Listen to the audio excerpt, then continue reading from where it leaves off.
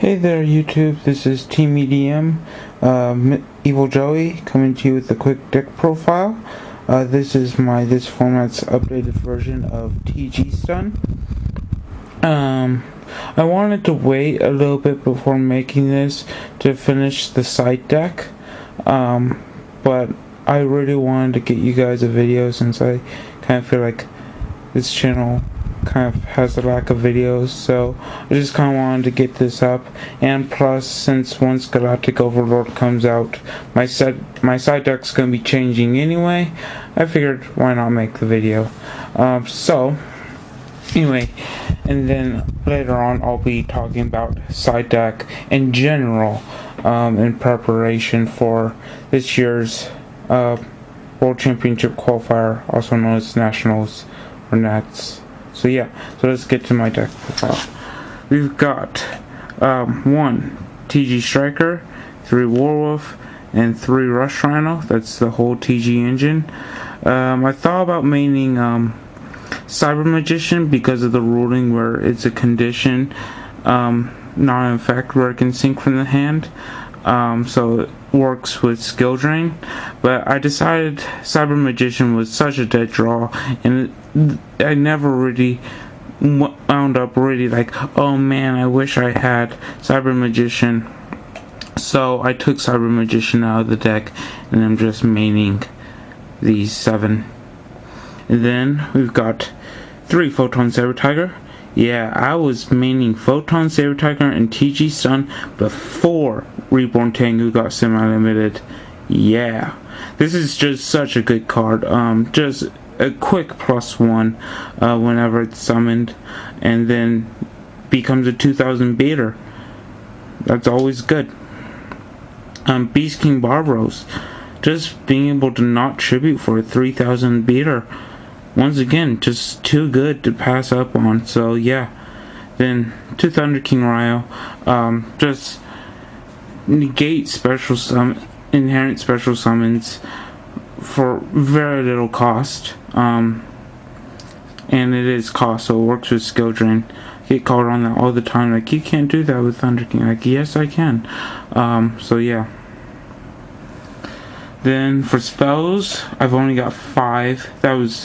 I think that's 1, 2, just a, yeah, that's 14 monsters. I got 5 spells. I got 1 Dark Hole, 1 Monster Reborn, 1 MST, and 2 Power Dualities.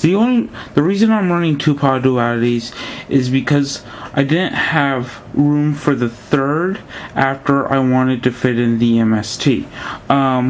2 reasons for the MST. One is partially because the first reason is because the 2 people that have done really well with TG Stun, guess what they were maining? 1 MST. Last year's national champion, Hanzo Aguero, I think was his name. He mained 1 MST, and this last guy at YCS Atlanta, can't remember his name off the top of my head. He was running 1 MST, so I decided to test 1 MST, and it was just so helpful, because I mean, there's just so many continuous things that can just shut down this deck, such as now Phoenix Chain's getting played a lot. I mean, my deck requires a lot of attacking. Its main thing is to beat down on my opponents while negating their effects. So yeah, I require a lot of attacking. MSC gets rid of the Phoenix that's stopping me from attacking. It also, say somebody side decked in Decree or what else? Macro or Defissure. It just helps me get rid of those as soon as possible so that I can get back to playing my strategy. So that's why the 1 MST is really, really good in here. So yeah, that's my 5 spell cards. And then for traps, I'm playing 21. So we've got 3 skill drains, so important, especially this format. Maybe in the past you might have been able to get away with just 2, but now you have to run 3 in this deck. It's just absolutely important. 3 Horn of the Phantom Beast. It works with Rhino,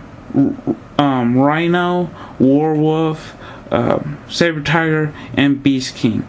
That's 6, 9, 11 of my 14 monsters.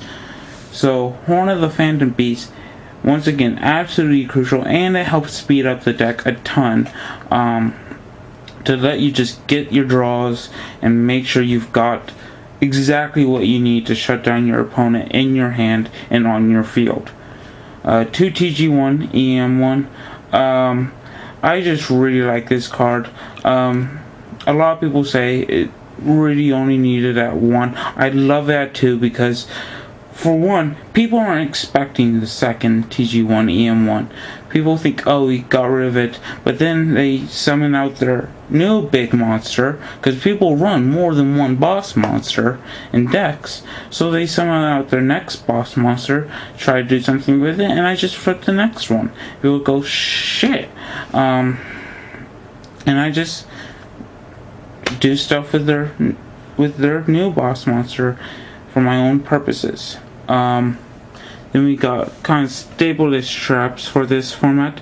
2 Fiendish Chain. Just absolutely great card.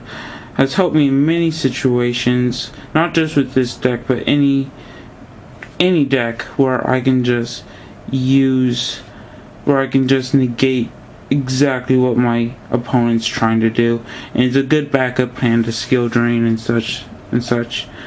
Then we got Solemn Judgment, 2 Warning, so the Solemn Brigade, and then 2 Torrential Tribute. I'll get into those in just a little bit.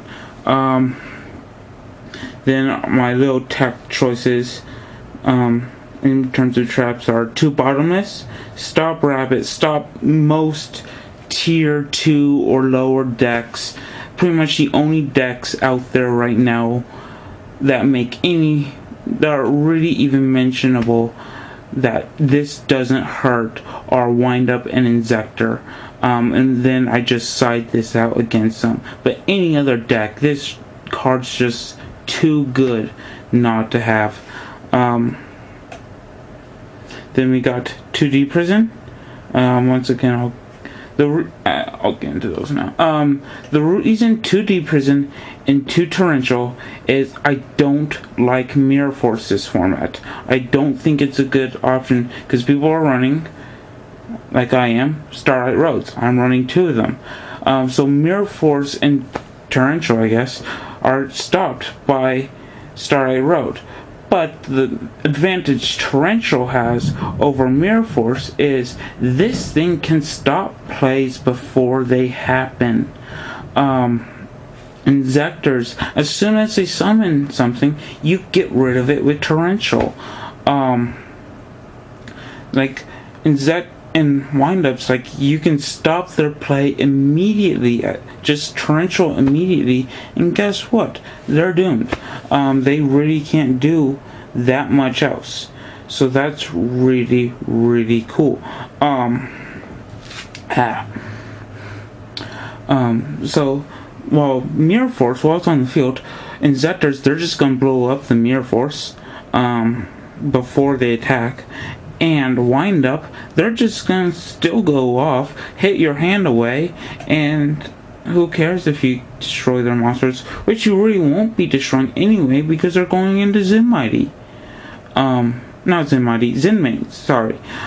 So you're still not gonna be able to destroy their stuff. So Torrential just stops things before they happen. The reason D Prison is in here is because Starlight Road is mained, so this just removes the monster and simply just gets rid of it, and it can't be roaded. So that's really cool. Then we got 2 Starlight Road, and that rounds up the traps. 2 Starlight Road because I'm running 21 traps, and people are maining Heavy Storm, they're maining Torrentials, they're maining Mirror Forces, they're maining whatever crap they've got. So yeah, 2 Starlight Road is very important since 21 traps and 14 monsters. And then for extra deck, we've got TG Wonder Magician and TG Power Gladiator. Absolutely crucial for this deck, because those are the main 5s you want to go into, because they've got effects that activate in the graveyard. So you just want to you just want to be able to get effects that activate in the graveyard. Plus the tuner part isn't negated by skill drain. It's not its effect that's a tuner, it's just a tuner. So that's really cool. Wonder Magician, in case you have to sync Striker and Saber Tiger just to create a bigger monster, just to put something on the board with some attack points. Then we got our 6s, we got Bryanak, just a good option if you don't have skill drain. And if you do have skill drain, you can go into Barkion, which is also really good if you don't have skill drain on the board, or if you're facing Chain Burn. You can just put Barkion on the board and you're pretty much good. Or you can go into Gaianite, which is just a 2600 beater, so that's really cool. Then we got 1 Black Rose. I never go into this, but it's there. If something happens and I happen to be able to go into it and I need to, I can, I guess. So it's just there. 2 Stardust Dragons to go along with the 2 Starlight Roads. So yeah, then Colossal Fighter, again, absolutely crucial for this, because its effect that you're really looking at is the one that activates in the grave. When it's destroyed by battle, it'll go to the grave and then it'll come right back. So let's say they've brought out Scrap Dragon. I know this is from not very many people bring out Scrap Dragon that much anymore, but anyway, effects are all negated. It attacks into Scrap Dragon, they both die, Colossal Fire comes back, it can attack again, because it left the field, and so now it's back. So yeah, so it can attack again. Then we got, for Xyz, we got 1 Wind Up Zen mains, in case skill drain for some reason is taken out of the picture, and I just need some good defense. Like somebody played Decree and I just need something on the board, I can put Zen mains on the board. Levier, once again, if opponent's playing something with a lot of remove from play cards and skill drain just hasn't come into play yet, I can Levier and make a couple power plays, hopefully. Acid Golem, this is in case skill drain is in play, because guess what, it's full effect, it's negated, and you've just got a 3000 beater, and so you don't have to detach. And then if opponent does get rid of skill drains, guess what, you still got your 2 materials on it, so you're still good. And then you got time to put another skill drain on the board, and then you'll still be able to attack even when it has no materials. So that's really cool. Utopia if I need it. I've got a couple 4s. I've got Rush Rhino and Thunder King. So Utopia is just kind of there if I need something on the board. And then we got Chimera Tech Fortress Dragon, because I side Cyber Dragon. So yeah, that's pretty obvious. I don't think that needs any real explanation. So that is the deck. Hope you enjoyed. If you've got any questions about it, ask in the comment section below. Yeah, there we go, below. And I am planning on getting out a series, will probably start about mid-May, in which I just talk about how to kind of prepare your deck and such for nationals, in terms of side deck, what decks are popular, what decks are looking to make an impact that nobody's really looked at that can potentially make a jump at nationals. So yeah, that's about it, and so see you, YouTube.